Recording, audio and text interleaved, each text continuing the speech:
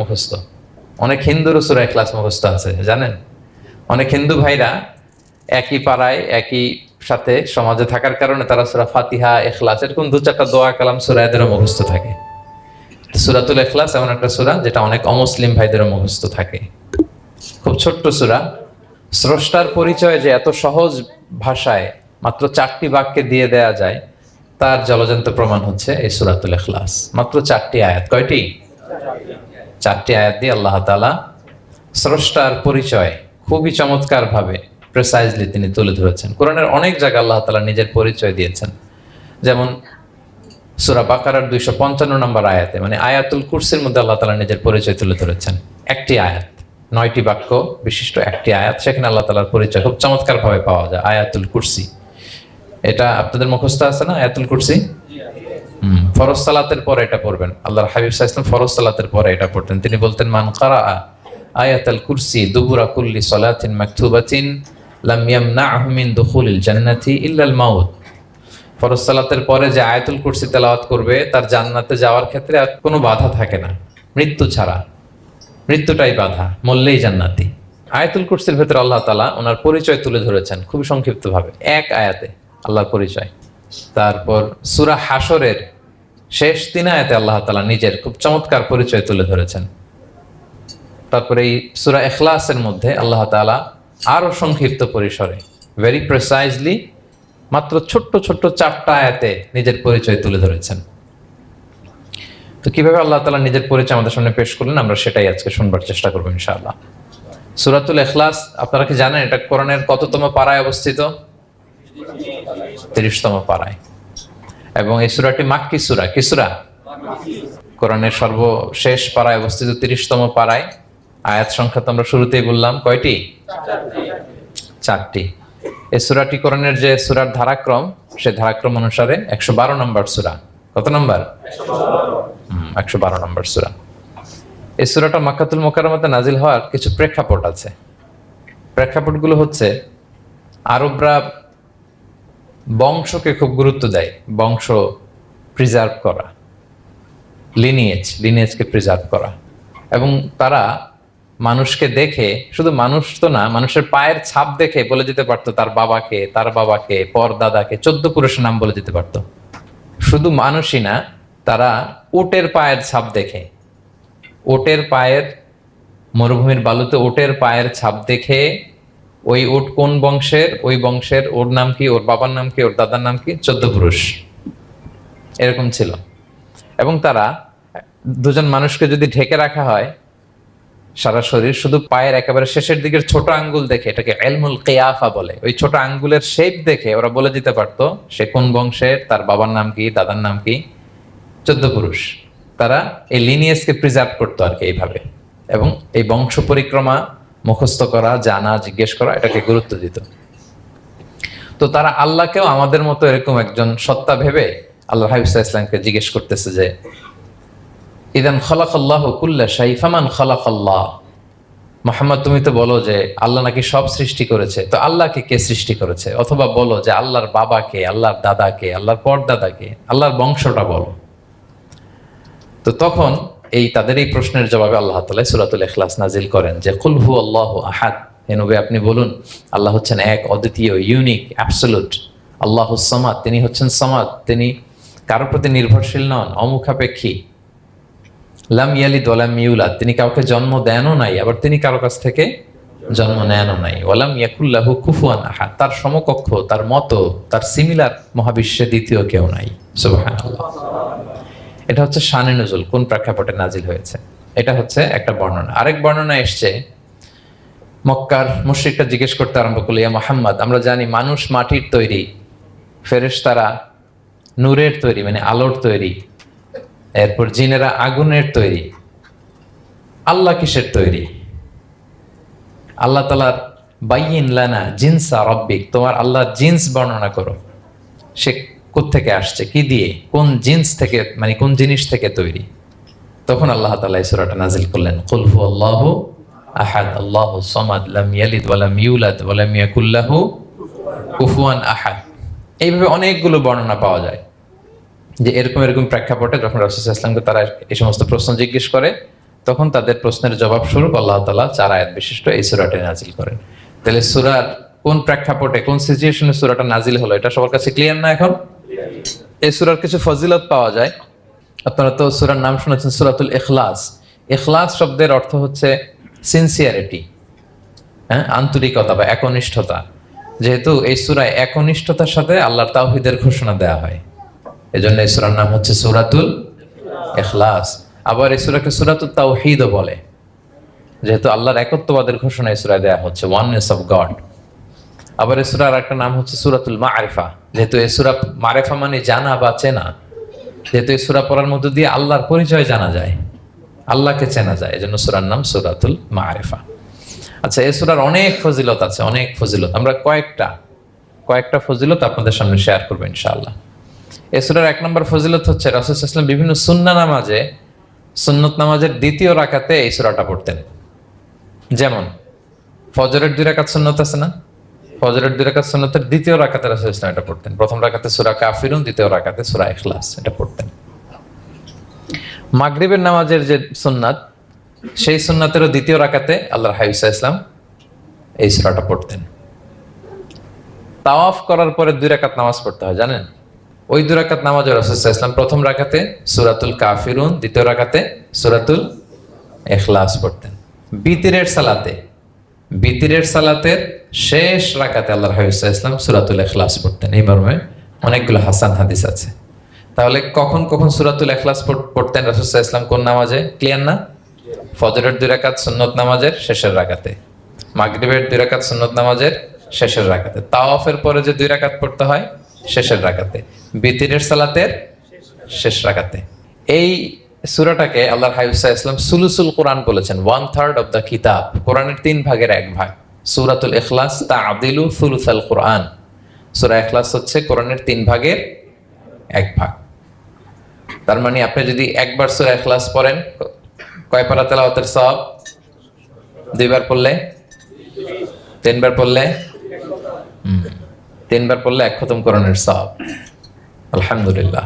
কেউ কেউ বলেন যেহেতু আল্লাহর একত্ববাদের কথাবার্তা কোরআনে 1/3 মানে 1/3 জুড়ে আছে, সেহেতু সূরাতুল ইখলাস সুলুসুল কোরআন মানে হচ্ছে যে কোরআনের 3 ভাগের 1 ভাগে আল্লাহ যা নিয়ে কথা বলেছে সূরাতুল ইখলাসের ভিতরেই সেটা সংক্ষেপে চলে আসছে। এজন্য এটাকে বলা হয় 1/3 অফ দ্য বুক, কোরআনের 3 ভাগের 1 ভাগ। এটার আরেকটা, এই হাদিসটা মুতাওয়াতির হাদিস।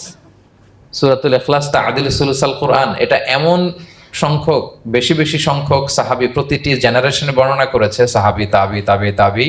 এই হাদিসের ব্যাপারে কোনো ডাউট তৈরি হয় না, কোনো সাসপিশন তৈরি হয় না। খুবই ভ্যালিড এই হাদিসটা, যেটা কোরআনের 3 ভাগের 1 ভাগ। আচ্ছা, আল্লাহর হাবিব সাল্লাল্লাহু আলাইহি ওয়াসাল্লাম আরেকটা হাদিসে এসেছে, এক সাহাবীকে কোবা পল্লীতে ইমাম করে পাঠিয়েছেন। মদিনা মসজিদে নববীর পাশে একটা মসজিদ আছে, মসজিদে কোবা, সেই মসজিদের ইমাম করে এক সাহাবীকে পাঠিয়েছেন। ওই সাহাবীর একটা অভ্যেস ছিল, উনি প্রত্যেক রাকাতে সূরা ফাতিহার পরেই আগে সূরা ইখলাস পড়তেন।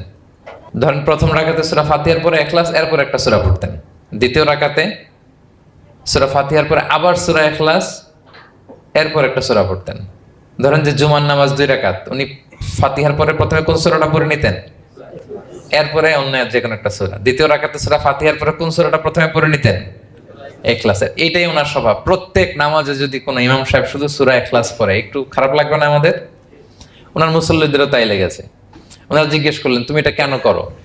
এরকম না করে স্বাভাবিকভাবে পড়ো। তো উনি বললেন, না, আমি এইভাবেই পড়বো, আমি যেভাবে পড়তেছি এইভাবেই পড়বো, পড়লে পড়ো, না হলে তোমাদের হিসাব তোমাদের। তো তারা যে রাসূল সাল্লাল্লাহু আলাইহি ওয়াসাল্লামের কাছে বিচার দিল যে, ইয়া রাসূলুল্লাহ, দেখেন একজন ইমাম আপনি আমাদের জন্য নির্ধারণ করেছেন, উনি প্রত্যেক রাকাতে সূরা ইখলাস পড়ে, ইন এভরি সিঙ্গেল রাকাত সূরা ইখলাস পড়ে। তো রাসূল সাল্লাল্লাহু আলাইহি ওয়াসাল্লাম তাকে ডাকলেন, ডেকে বললেন, ঘটনা কি? তুমি নাকি এরকম করো, প্রত্যেক রাকাতে ফাতিহার পরে আগে ইখলাস দিয়ে শুরু করো, কেন করো? সে বলতেছে, ইয়া রাসূলুল্লাহ, হ্যাঁ, আমি আসলে এমনটা করে, কারণ আমি এই সূরাটাকে বড্ড ভালোবাসি। কারণ ফিহি সিফাতুর রহমান, এই সূরার ভেতরে আল্লাহর পরিচয় মেলে, আল্লাহর পরিচয় পাওয়া যায়, যেন সূরাটাকে আমি বড্ড ভালোবাসি। রাসূল সাল্লাল্লাহু আলাইহি ওয়াসাল্লাম বললেন, ঠিক আছে, তোমার অভ্যাসের পরিবর্তন করার দরকার নাই। হুব্বুকা ইয়াহা ইউদখিলুকাল জান্নাহ, এই সূরার প্রতি তোমার এই ভালোবাসাই তোমাকে জান্নাতে প্রবেশ করাবে। সুবহানাল্লাহ। আরেক বর্ণনায় এসেছে, তুমি যেমনি আল্লাহর পরিচয় থাকার কারণে সূরাটাকে ভালোবাসো, আল্লাহ জানিয়েছেন যেন তোমাকে জানাই আল্লাহও তোমাকে ভালোবাসে। ফিহি সিফাতুর রহমান, এই সূরার ভেতরে রহমানের পরিচয় পাওয়া যায়, আল্লাহ সুবহানাহু ওয়া তাআলার পরিচয় পাওয়া যায়। তো এই জন্য উনি প্রত্যেক রাকাতে সূরা ইখলাস পড়তেন। আরেকটা হাসান পর্যায়ের হাদিসে পাওয়া যায়, নবম হিজরিতে আল্লাহর হাবিব সাল্লাল্লাহু আলাইহি ওয়াসাল্লাম তাবুক যুদ্ধে অংশগ্রহণ করেছিলেন। আপনারা তাবুক যুদ্ধের নাম শুনেছেন? হ্যাঁ, নিশ্চয় শুনেছেন, যারা ইসলামের ইতিহাস, ইসলামের বায়োগ্রাফি নিয়ে পড়াশোনা করেছেন। তাবুক হচ্ছে অনেক দূরে মদিনা থেকে, খুব কষ্টের সফর ছিল। তখন খেজুর পেকে সবার ঘরে খেজুর, পাকা খেজুর উঠাতে হবে, আবার প্রচণ্ড গরম, আবার সফরের দূরত্ব অনেক বেশি। এই সফরে মূলত কোনো যুদ্ধ সংগঠিত হয়, তাবুক যুদ্ধে কোনো যুদ্ধ হয় নাই। কয়েক সপ্তাহ লাগছে যেতে, কয়েক সপ্তাহ ফিরতে, এতটুকুই। জাস্ট কে পাক্কা ইমানদার আর কারা মুনাফেক, হিপোক্রিট, এটাকে ক্লিয়ার করার জন্য আল্লাহ তাআলা এই যুদ্ধের আহ্বান জানিয়েছেন যে যাও, অ্যাটাক করো, তাবুকে যাও। বিশাল বাহিনী, প্রায় বিশাল একটা বাহিনী যে তাবুকে চলে গেল। রাসূল সাল্লাল্লাহু আলাইহি ওয়াসাল্লাম যখন তাবুক যুদ্ধে ছিলেন, এই অভিযানে ছিলেন, তখন মদিনায় এক সাহাবী ইন্তেকাল করেন, নাম হচ্ছে মুআবিয়া ইবনে মুআবিয়া আল মুজহানি।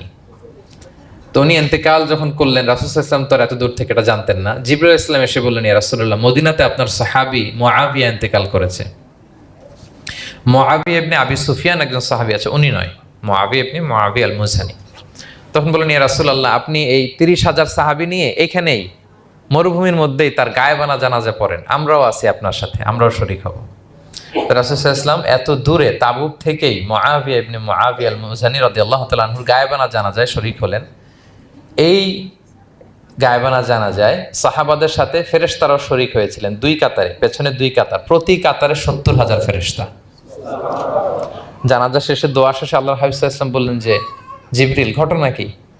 মুআবিয়ার এত স্ট্যাটাস, এত মর্যাদা, কি কারণে তুমি দুই কাতারে 70,000 হলে 1,40,000 বিশাল ফেরেশতাদের বহন নিয়ে তুমি জানাজায় জয়েন করলে, কারণ কি?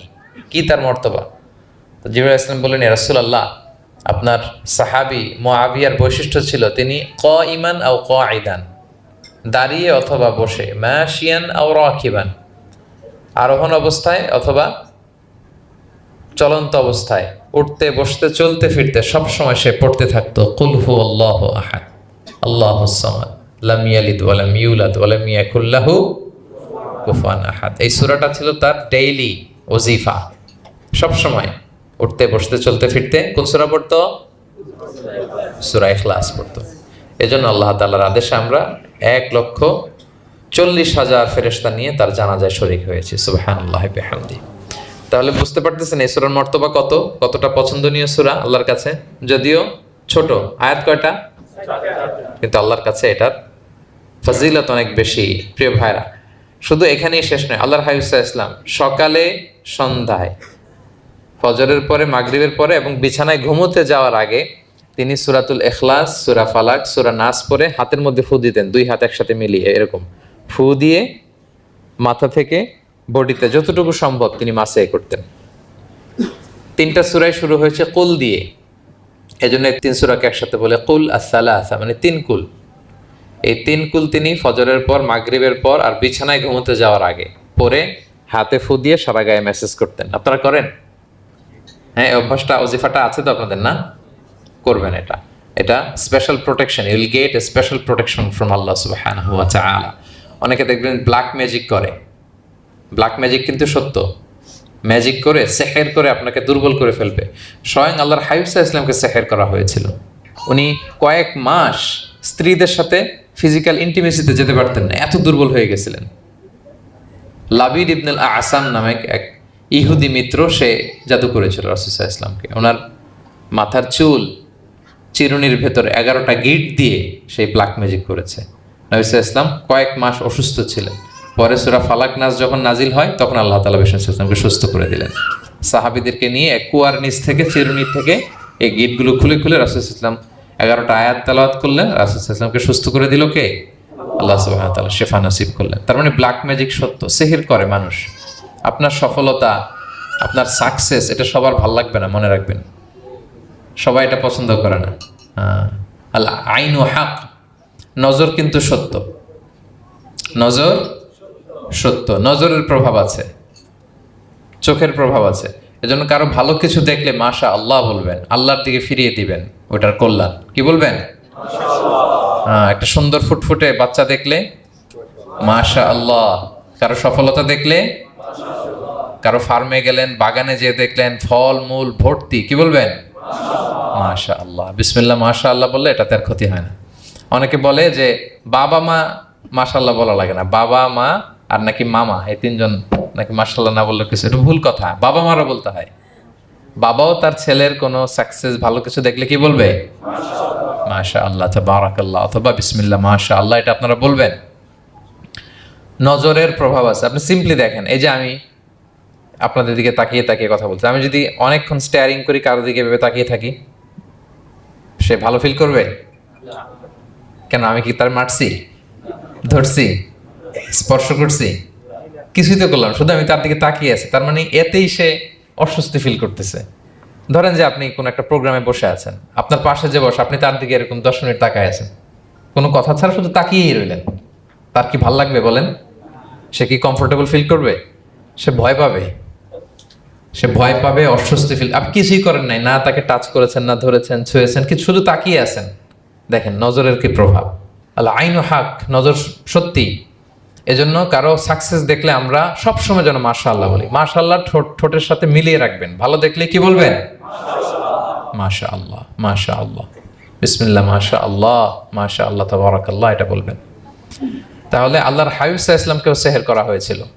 এজন্য এই সেহের থেকে, ব্ল্যাক ম্যাজিক থেকে, আইন মানে জেলাসি, মানুষের নজর দিয়ে যে হিংসা করে, এই জেলাসি থেকে, মিন শাররি হাসিদিন ইযা হাসাদ, হাসাদ থেকে, মিন কুল্লি মাকরুহিন ওয়া শুরুর, এসব ক্যালামিটি, ডিজাস্টার, এগুলো থেকে পানা হিসেবে আপনি এই ওয়াজিফাটা করবেন। 3 কুল, কুল আস-সালাসা, 3 কুল। আমার সাথে সাথে বলেন, কয় কুল?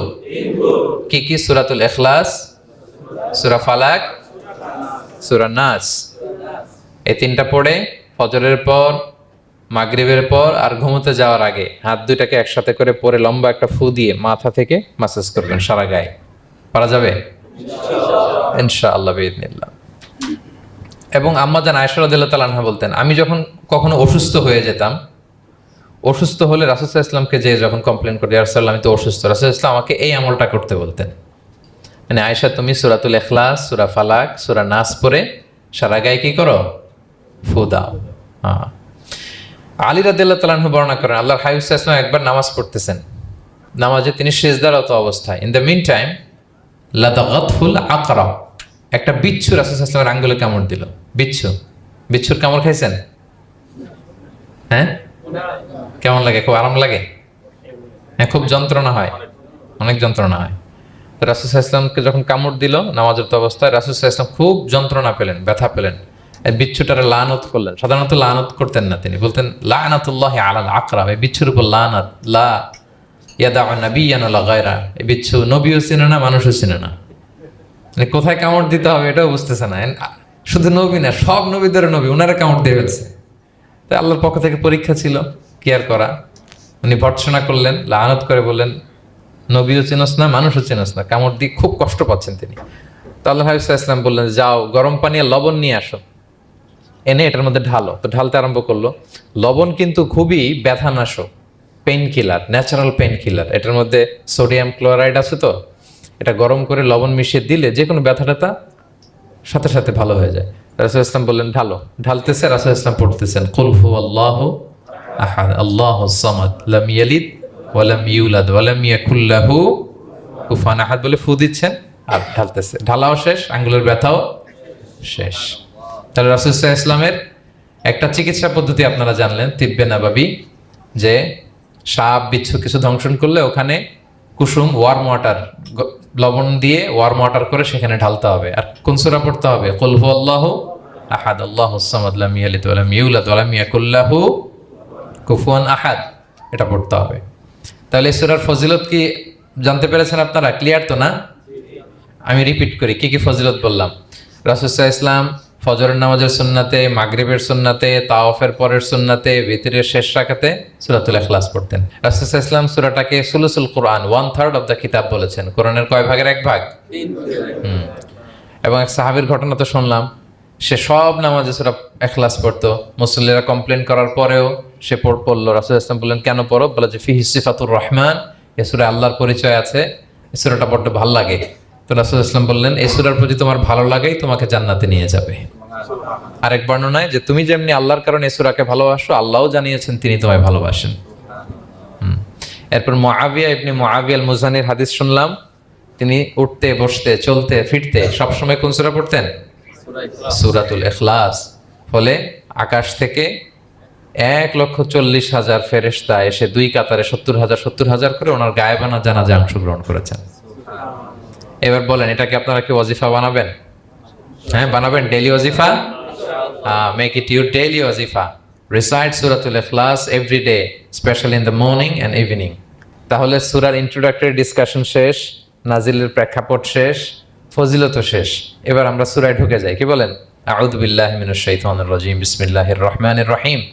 বিতাড়িত শয়তান থেকে আল্লাহর কাছে পানাহ চাই, পরম করুণাময় অসীম দয়ালু আল্লাহর নামে শুরু করছি। আল্লাহ বলছেন কুল হুয়াল্লাহু আহাদ। হে নবী আপনি বলুন, ওই যে বারবার প্রশ্ন করে বাইয়িন লানা জিনসা রাব্বিক, তোমার আল্লাহ কি দিয়ে তৈরি? আল্লাহ কি স্বর্ণের তৈরি, না রূপার তৈরি, না কাঠের তৈরি? এইভাবেই লিটারালি বলতেছে আহুয়া মিন যাহাব আও ফিদ্দা আও মিন খাশাব। মুহাম্মদ তোমার আল্লাহ কি স্বর্ণের, না রূপার, না কাঠের? আল্লাহ বলেন নবী আপনি এটা বলেন। কুল, নবী আপনি বলুন হুয়াল্লাহু আহাদ, আল্লাহ হচ্ছে এক। তোমরা যেরকম আল্লাহকে ভাবো আল্লাহ আসলে ওই রকম নয়। আল্লাহর সত্তাটা আমাদের মতো নয়, সৃষ্টিগত সত্তার মতো নয়। আমরা এটাতে প্রায় ভুল করে ফেলি। অনেকে এমন এমন প্রশ্ন করি আল্লাহর সাথে, মনে হয় যেন আল্লাহ আমার একেবারে, আমরা নিজেরা যেরকম ওই রকম। কিন্তু স্রষ্টা যে সৃষ্টি জগতের অনেক ঊর্ধ্বে, এটা আমরা বুঝি না। তিনি সময়ের ঊর্ধ্বে, তিনি স্থানের ঊর্ধ্বে, তিনি কালের ঊর্ধ্বে, সবকিছুর ঊর্ধ্বে। যেমন আমাদের 3টা কাল আছে, হ্যাঁ, অতীত, তারপর বর্তমান যেটাকে ধরা যায় না, প্রতি সেকেন্ডে ন্যানো সেকেন্ডে এটা অতীত হয়ে যাচ্ছে, আর যেটা সামনে ঘটবে এটা কি? ফিউচার, ভবিষ্যৎ। তা আল্লাহরও কি এরকম অতীত বর্তমান ভবিষ্যৎ আছে? সময়টা আমাদের জন্য, উনি তো সময়ের স্রষ্টা, ওনার সাথে আপনি সময় সেট করতে পারবেন না, উনি সময়ের ঊর্ধ্বে। ফলে উনি এই ইবলিস যে আদেশ ভঙ্গ করা, আদম আলাইসাল্লাম এবং হাওয়া আলাইসাল্লাম পৃথিবীতে আসা, নূহ, দাউদ, হুদ, সালেহ থেকে শুরু করে এই একের পর এক নবী, শেষ নবী, বর্তমান সময়, ভবিষ্যৎ, দাজ্জাল, কিয়ামত, সব তিনি অ্যাট এ গ্ল্যান্সে দেখেন, একবারে ওনার চোখের সামনে। আমাদের মতো অতীত বর্তমান ভবিষ্যৎ ওনার নাই। আমরা যেমনি ভাব প্রকাশের জন্য ভাষা লাগে, এই যে আমি বাংলায় কথা বলতেছি আপনারা বুঝতেছেন, হ্যাঁ, মালাইরা যারা মালাইতে কথা বলে, ইংলিশরা ইংরেজিতে কথা, চাইনিজে কথা বলে, ভাষা, উনি ভাষার স্রষ্টা, ফলে ওনার ভাষাও লাগে না। কিন্তু উনি বোঝানোর জন্য একটা ভাষা ইউজ করে আমাদের জন্য সহজ করে দিয়েছেন। একটা ভাষায় না বললে তো আমরা বুঝবো না, ফলে উনি আরবি ভাষায় কোরআনটাকে নাজিল করেছেন যাতে আমরা বুঝি। কিন্তু উনি ভাষার মুখাপেক্ষী না, ওনাকে সময়, কাল, ভাষা কোনো কিছু দিয়ে বাধা যায় না, উনি সবকিছুর ঊর্ধ্বে, সবকিছুর ঊর্ধ্বে। এবং আল্লাহ কোথায় আছেন? আমরা বলি যে আরশের উপরে আছেন। সেখানে ওই এরিয়াটা হচ্ছে লা জামান লা মাকান, ওখানে সময়, তারপর কাল, এগুলো ওখানে যায় না। আল্লাহর সাথে এই প্রশ্নগুলো একেবারেই অবান্তর। ফলে আমরা যে প্রশ্নগুলো হুট করে না বোঝার কারণে করে ফেলি, যেহেতু আমাদের খুব সীমিত জ্ঞান, ফলে আমরা সৃষ্টির সাথে স্রষ্টাকে গুলিয়ে ফেলি। কিন্তু উনি কিন্তু আমাদের মতো নন। এজন্য আল্লাহ বলেন যে আমাকে জিজ্ঞেস করে যে আমি লোহার তৈরি, না স্বর্ণের তৈরি, না রূপার তৈরি, নাকি পাথরের তৈরি বা কাঠের তৈরি, তুমি বলো কুল হুয়াল্লাহু আহাদ। হে নবী আপনি বলুন আমি হচ্ছি এক, একক, অদ্বিতীয়। আরবিতে এক, এক বলতে আরবিতে ওয়াহেদ শব্দ ব্যবহার করে, আহাদ ব্যবহার করা হয় না। ব্যক্তির গুণ হিসেবে কখনো আহাদ ব্যবহার করা হয় না। এটা কেবলমাত্র শুধুমাত্র একমাত্র আল্লাহ তাআলার জন্য ব্যবহার করা হয়, তিনি আহাদ। আহাদ কারণ ওয়াহেদ শব্দের ওয়াহেদাতুন হয়, মানে পুরুষবাচক হয়, স্ত্রীবাচক হয়, কিন্তু আহাদের আর কিছু হয় না, আহাদ আহাদি। আল্লাহ শব্দটাই এরকম, আল্লাহ শব্দটাই এরকম। যেমন ঈশ্বরের ঈশ্বরী হয়, ভগবানের ভগবতী হয়, গডের গডেস হয়। আল্লাহর এরকম স্ত্রীবাচক কিছু আছে? কিছু নাই। আল্লাহ বলেন ইন্নানি আনাল্লাহু লা ইলাহা ইল্লা আনা ফা'বুদনি ওয়া আকিমিস সালাতা লিযিকরি।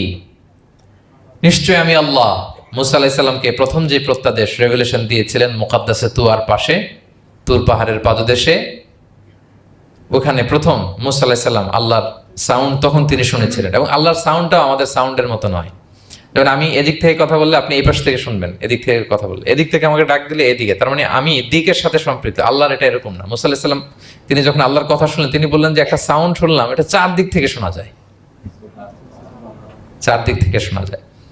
এবং তিনি ওনার প্রেগনেন্ট স্ত্রীকে নিয়ে মাদিয়ান ক্রস করে ইজিপ্টের বর্ডারে ঢুকবেন। ইন দ্য মিন টাইম আল্লাহ তাআলা ওই সময়টাকে চুজ করেছেন যে তাকে এখন নবী বানাবো, তাকে রেভেলেশন দিব।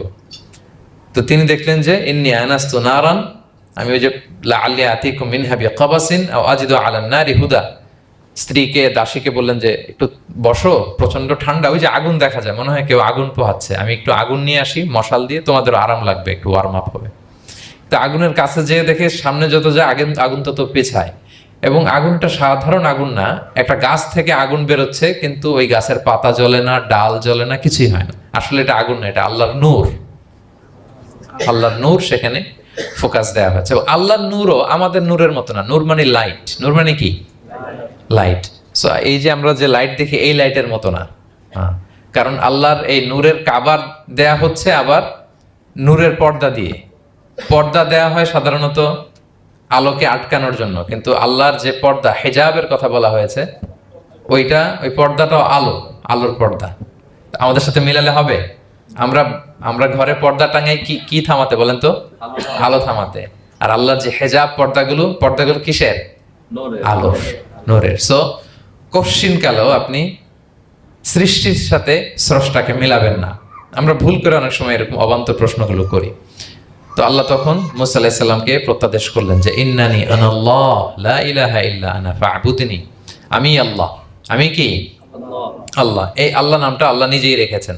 আমাদের নাম রাখে আমাদের বাবা দাদা, তো আল্লাহর তো বাবা দাদা কেউ নাই। আল্লাহর নাম কে রেখেছে? আল্লাহ নিজেই রেখেছেন। ফা'বুদনি, আমার ইবাদত করো, ওয়া আকিমিস সালাতা লিযিকরি। তাহলে এখানে প্রথম আয়াতেই শিরকের উপর কুঠারাঘাত করা হয়েছে, শিরকি আকীদাকে লন্ডভন্ড করে দেওয়া হয়েছে, এবং বোঝানো হয়েছে আল্লাহ হচ্ছেন এক, অদ্বিতীয়, একক। কারণ আমরা যত ইবাদত করি, এর মধ্যে যদি শিরকের স্পর্শ থাকে, আমাদের ইবাদত ভ্যানিশ হয়ে যাবে, এটার কোনো দাম নাই। লা ইন আশরাকতা লা ইয়াহবাতান্না আমালুক ওয়া লা তাকুনান্না মিনাল খাসিরিন। আল্লাহ বলেন যদি শিরক করো তাহলে তোমার সব আমল বাতিল হয়ে যাবে, তোমার রোজা, নামাজ, হজ, যাকাত, জিকির কিছু থাকবে না। এজন্য শিরক যাতে কখনো আমাদের না হয়, শিরকের সাথে যেন আমাদের সম্পর্ক না থাকে। ইন্নাল্লাহা লা ইয়াগফিরু আন ইউশরাকা বিহি ওয়া ইয়াগফিরু মা দুনা যালিকা লিমান ইয়াশা। আল্লাহ সব মাফ করেন, কিন্তু শিরকের গুনাহ মাফ করেন না। কি মাফ করে না? হ্যাঁ, এজন্য শিরকের সাথে আমাদের কোনো সম্পর্ক নাই। দেখেন আমরা যখন নামাজে দাঁড়াই, আমরা তাকবীরে তাহরিমে বাঁধার পরে কি পড়ি? ওয়াজ্জাহতু ওয়াজহিয়া লিল্লাযী ফাতারাস সামাওয়াতি ওয়াল আরদা হানিফা ওয়া মা আনা মিনাল মুশরিকিন। দেখেন নামাজে দাঁড়ালে আগে ক্লিয়ার করে নিতে হয় যে আল্লাহ ওয়া মা আনা মিনাল। এই যে লক্ষ লক্ষ হাজী সাহেবরা যায় ইজহার রিদা পড়ে, ওখানে কি পড়ে? লাব্বাইক আল্লাহুম্মা লাব্বাইক লাব্বাইক লা শারীকা লাক লাব্বাইক। আগে হিসাব ক্লিয়ার যে আল্লাহ শিরকের সাথে ছিটেফোঁটা সম্পর্ক আমাদের নাই। আমরা একনিষ্ঠভাবে তোমার ইবাদত করি। তাহলে সূরাতুল ইখলাস বেসিক্যালি তাওহীদের একনিষ্ঠ ঘোষণার নাম, যেটার প্রথম আয়াত আল্লাহ তাআলা নবীকে বললেন যে হে নবী আপনি আমার পরিচয় দিয়ে দেন, আপনি বলুন কুল হুয়াল্লাহু আহাদ, আমি এক, একক, অদ্বিতীয়। কুল হুয়াল্লাহ, নবী আপনি বলুন তিনি হচ্ছেন আল্লাহ এবং তিনি হচ্ছেন আহাদ। আল্লাহ নামটার অনেক ভাবে কোরআনে পরিচয় দিয়েছেন। আল্লাহ আলিফ লাম, লাম আলিফ ছাড়া, লিল্লাহ দিয়ে, লাম ছাড়া, লাহু দিয়ে, আপনি যেভাবেই বলবেন সেভাবে আল্লাহর পরিচয় পাওয়া যায়। লিল্লাহি মা ফিস সামাওয়াতি ওয়া মা ফিল আরদ, কোরআনের অনেক আয়াতে এসেছে। লাম বাদ দিয়ে দিলে লাহুল মুলকু ওয়া লাহুল হামদু ওয়া হুয়া আলা কুল্লি শাইইন কাদির। লাম বাদ দিয়ে দিলে হা দিয়ে আল্লাহর পরিচয় দিয়েছেন, হুয়া দিয়ে পরিচয় দিয়েছেন, হুয়াল্লাহুল্লাযী লা ইলাহা ইল্লাহু। তাহলে যেভাবে আপনি পরিচয় খুঁজতে যাবেন সেখানে আল্লাহর পরিচয় পাওয়া যাবে। আল্লাহ তাআলা বলছেন হুয়াল আউয়ালু ওয়াল আখিরু ওয়াল যাহিরু ওয়াল বাতিন ওয়া হুয়া বিকুল্লি শাইইন আলিম। তিনি প্রথম, তিনি শেষ, তিনি প্রকাশ্য, তিনি গোপন। তিনি প্রথম মানে কি? তিনি সূচনাহীন অতীত থেকে আছেন। দেখেন আমাদের সাথে মিলে না। আমাদের অতীতের একটা সূচনা থাকে, কি বলেন, আমার জন্মের একটা স্টার্টিং পয়েন্ট আছে না, যে এখান থেকে আমার অস্তিত্ব শুরু, এত সালে আমি, এত সালে আপনি। তার মানে আমাদের একটা স্টার্টিং আছে তো নাকি? আল্লাহ স্টার্টিং কবে থেকে বলেন? কবে থেকে? যে এই সময় থেকে উনি আল্লাহ বলেন?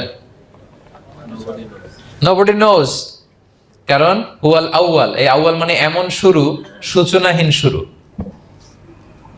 এমন শুরু যেটার কোনো কি নাই, সূচনা নাই। আবার সীমাহীন ভবিষ্যৎ পর্যন্ত তিনি থাকবেন। কতদিন তার রাজত্ব, ক্ষমতা, সভরেন্টি, পাওয়ার থাকবে? কতদিন বলেন? সীমাহীন, এটার কোনো শেষ নাই। ওয়াল আউয়াল ওয়াল আখির ওয়াল যাহির ওয়াল বাতিন। এবং সব কিছু ধ্বংস হবে তিনি ছাড়া। কুল্লু মান আলাইহা ফান ওয়া ইয়াবকা ওয়াজহু রাব্বিকা যুল জালালি ওয়াল ইকরাম। সব শেষ হবে, উনি অবিনশ্বর, শাশ্বত, চিরঞ্জীব। তাই বলে উনি আমাদের থেকে দূরে নন, খুব কাছে। আমরা ডাকলেই তিনি ডাকে সাড়া দেন। আমাদের সবকিছু তিনি দেখেন, অবজার্ভ করেন, মনিটর করেন। ওয়া নাহনু আকরাবু ইলাইহি মিন হাবলিল ওয়ারিদ। আমাদের এখানে একটা রগ থাকে, এই রগেরও কাছে, তার মানে খুব কাছে, খুব কাছে। আমরা তাকে না দেখলেও তিনি আমাদের দেখেন। লা তুদরিকুহুল আবসার ওয়া হুয়া ইউদরিকুল আবসার ওয়া হুয়াল লাতীফুল খবীর। কোনো চোখ তাকে দেখে না, কোনো দৃষ্টি তাকে আয়ত্ত করতে পারে না, কিন্তু সকল দৃষ্টিকে তিনি আয়ত্তে রাখেন। সুবহানাল্লাহ। এভাবে আল্লাহ তাআলা খুব প্রিসাইজলি 4টা আয়াত দিয়ে নিজের পরিচয় দিয়েছেন। কুল হুয়াল্লাহু আহাদ। হে নবী, আপনি বলুন তিনি আল্লাহ, তিনি অদ্বিতীয়। বাংলারও অনেক সীমাবদ্ধতার ফলে আমাকে এক, একক এগুলো ইউজ করা লাগতেছে, কিন্তু আল্লাহর আহাদ বোঝাতে যে এক, একক, এটা যথেষ্ট না। এটা আমার লিমিটেশন, আমাদের লিমিটেশন, ভাষার লিমিটেশন। কিছু দিয়ে তো আমার অডিয়েন্সকে বা আমাদের বুঝতে হবে দ্য এসেন্স অফ গড। এজন্য আমরা বলি এক, একক, অদ্বিতীয়। অদ্বিতীয়টা খুব অনেকটাই পারফেক্ট।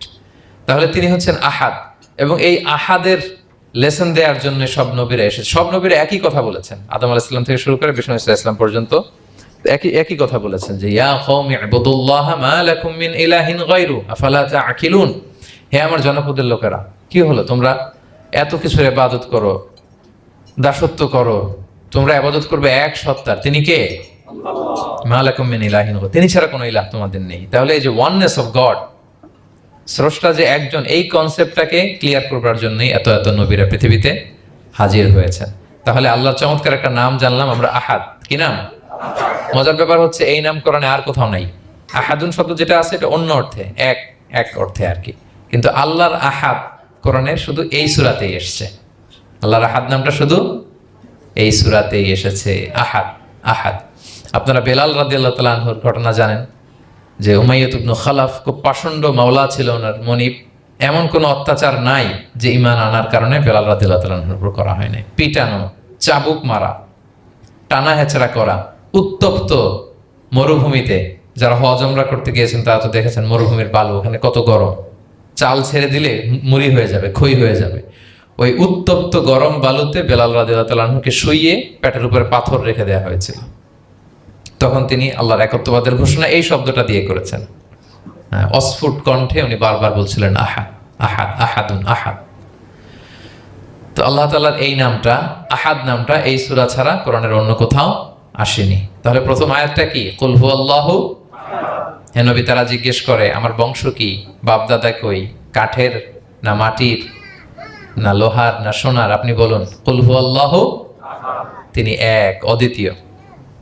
আল্লাহুস সামাদ, তিনি হচ্ছেন সামাদ। আল্লাহর আরেকটা নাম আস-সামাদ।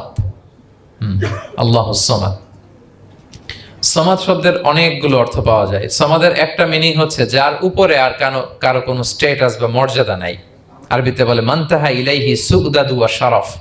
মর্যাদা, স্ট্যাটাস যত শীর্ষে, পিকে যেতে পারে, ওইটার নাম হচ্ছে সামাদ, এর উপরে নাই। সামাদের আরেকটা অর্থ হচ্ছে যে পরনির্ভরশীল নয়, মানে তার কারো উপর নির্ভর করা লাগে না, সে স্বয়ংসম্পূর্ণ। আচ্ছা, পৃথিবীতে এমন কারো নাম বলেন তো যে কোনো দিন কোনো কিছুতে কোনো কাজে অন্যের মুখাপেক্ষী হওয়া লাগে নাই, সে একা একা আত্মনির্ভরশীল, স্বয়ংসম্পূর্ণ। এরকম একজনের নাম বলেন, আছে? কেউ নাই। কোনো না কোনো ভাবে আপনি পাওয়ারফুল কারো কথা বলবেন, এত আরো নির্ভরশীল। এরা রাস্তা দেখায় না দিলে চলতেও পারে না, কোন দিকে যাইতে হবে এটা বলার জন্য 10 জন থাকে। এর ওয়াশরুমে নিয়ে যেতে হয় 10 জনের, এর এই সাপোর্ট, ওই সাপোর্ট, এই প্রোটোকল, অনেক কিছু, এর লোক লাগে আরো বেশি। তার মানে সাহায্য ছাড়া চলতে পারে এমন কোন সত্তা পৃথিবীতে নাই। একটা সত্তা যার কারো কোনো সাহায্য লাগে না, যার কারোর প্রতি কোনো নির্ভরতা নাই, কারো কাছে ঠেকা নাই, গোটা বিশ্ব তার কাছে ঠেকা। তিনি কে? তার নাম সামাদ। তার নাম কি? আল্লাহুস সামাদ। অমুখাপেক্ষী, অ্যাবসলিউটলি ইন্ডিপেন্ডেন্ট।